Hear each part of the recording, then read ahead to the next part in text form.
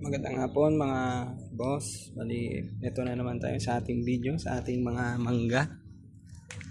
Kung makita nyo, ito pa rin yung ating 4 na pirasong mangga. So ngayon ang gagawin natin ay, dahil sabi ko nung nakaraan sila nga ay polyembryonic, ibig sabihin may sobrang isa, dalawa o higit na halaman o puno ang tumubo sa isa sa buto. So ang gagawin natin ngayon ay tatanggalin natin yung isa. Bali yung ititira lang natin ay isa para mas mabilis siyang tumubo or lumaki. So ang gagawin natin, kailangan natin ng pruning shear, pamputol, alcohol.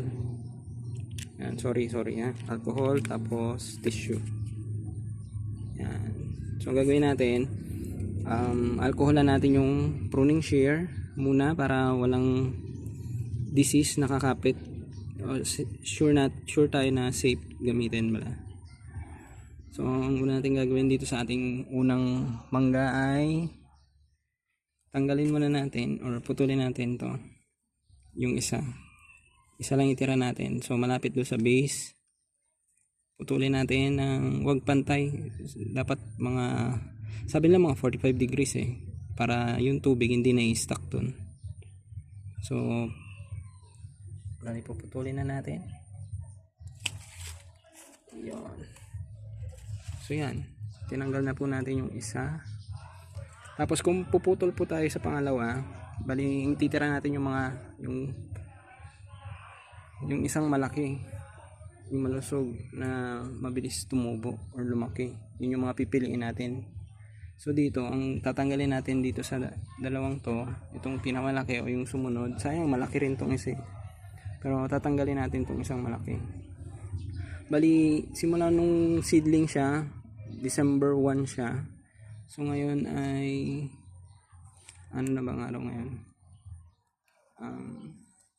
Basta May 9, yan. So sobra na siyang 5 buwan, no? Sayang lang So i-prepare natin. Sprayan lang natin ang tissue na alcohol. Tapos punasan lang natin to, ang pruning shear. Punasan lang natin. Siguraduhin lang natin na alcoholan natin siya. Yan. So para sure. Yan. Sabay punas.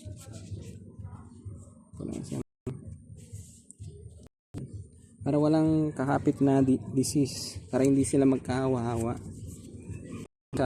So sundin na lang natin, ha. So ngayon, ito namang isa ang puputulin natin. So sayang, no, laki na sana nyo. Pansin nyo, malaki na rin yan pero ito mataas-taas na to So sunod, magpupruning naman tayo. Ipopruning naman natin tong nag-iisang halaman or isang mangga na matira. Siguro bigyan natin ito ng mga 1 week. Obserbahan natin kung maganda ang niya, survival niya. Yan. So yan, pinutol na natin yung pangalawa. Tapos dahil 3 silang polyembryonic, ibig sabihin meron pa tayong isa dito, ito. So tatanggalin naman natin tong maliit na to. Yan. Pero katulad ng dati, alcoholan muna natin yung ating pruning shear para hindi sila mahawa-hawa. Yan. Alcoholan natin. Pasensya na kasi yung isang kong kamay yung mahawak sa cellphone Isa lang yung ginagamit ko. Yan. So siguraduhin natin na walang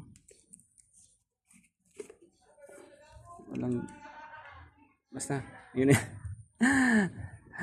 So ito na tayo, no. Piliin natin yung maliit, itira natin tong malaki. So dito tayo malapit sa base, magputol.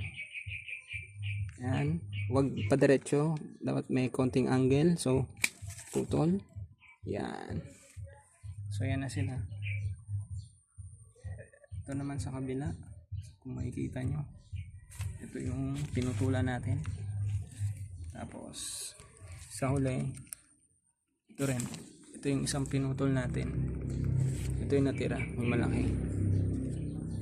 So sa susunod naman na video natin, itong isa, di mo natin ito puputulan. Ito monoembryonic, ito isa lang. Sabi nila matagal yan, mga 6 to 10 years yan bago mamunga. Ito raw mga polyembryonic, yung mga sobra isa na tumubo, nalaman, minsan 2, 3 o mas marami pa, mabilis daw mamunga. So doon natin malalaman kung mamumunga siya ng as early as mga 2 or 3 years. Okay?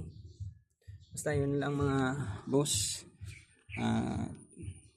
Sana sundan nyo ulit ako sa mga susunod na video. Bye bye.